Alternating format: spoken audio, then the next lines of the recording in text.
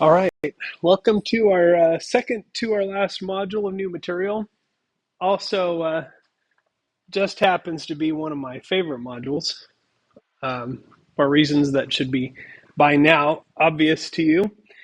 Um, I am going to give you a lot of information about a library that is big enough to do a whole class. Once again, like it is a big library with lots and lots of stuff in there. And if you look at some of the games that are developed with this library, you'll see that they can be quite involved.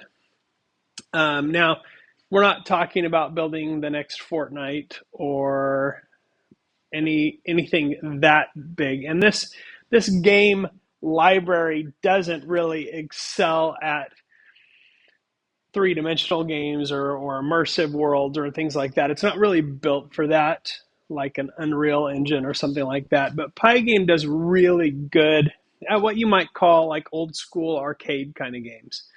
And so, I've seen people build real-time strategy and things like that with this engine, but really, uh, the kind of game that you would see built with this is often reminiscent of what you would see if you went to an arcade in the 80s or early 90s. Just those kinds of fun games. But I mean, honestly, if you play Smash Brothers, which is still very actively played, that's the kind of game that is still has the same kind of mechanics as these. So, just sort of to temper your expectations, let's just say, about the games that you can play. So Pygame is a game library, and it is widely used. If you go to the Pygame website, you can actually view and download a lot of sample games. And that's a good starting place in terms of thinking about and learning what you can do with Pygame, is sort of seeing what other people have done and how other people have built games that might spark some interesting things for you. And kind of the way we're going to approach this is I'm going to give you an overview of Pygame and what it does for us, how Pygame looks at a game, how Pygame manages the objects in a game, and then I'm going to in the next class session actually take you through the process of starting with a really basic game and modifying it to be a completely different game. So we'll look at learning Pygame as sort of modifying what's already there, and that's a great place to start. But before I get into Pygame, I want to show you a game that I've been playing around with for a while, and this one actually highlights one of the cool things about Pygame, which is the ability to use a standard Bluetooth controller, which, by the way, if you've got an Xbox controller or a PlayStation controller, you can hook those up to your computer too. But this one actually picks up the controls for the controller and taps into it. And it's a clone of the good old Asteroids game. I thought this was an interesting project, and I just chip away at it when I get bored or when I just want to work on something. But it is, and it doesn't have sounds yet, unfortunately, and it's not very polished. But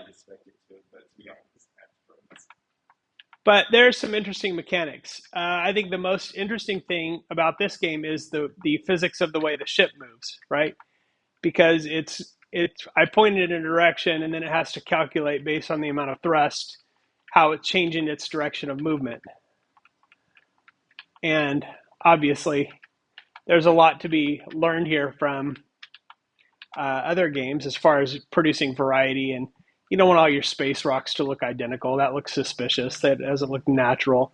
But it's been a fun project, and like I said, I just sort of chip away at it. And it just gets increasingly harder with more asteroids and that sort of thing.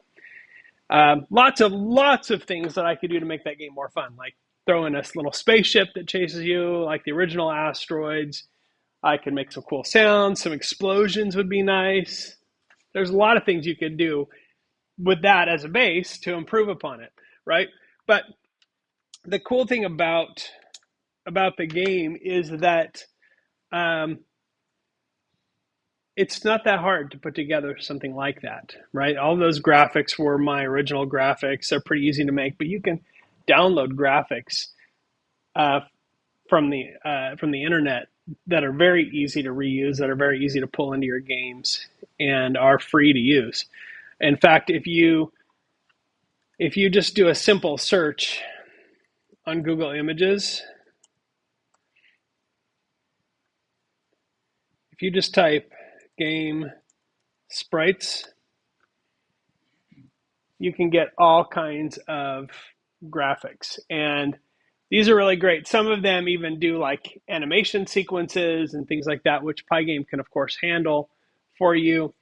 But all kinds of fun, original, and um, even rip-offs of other games are available via Sprite.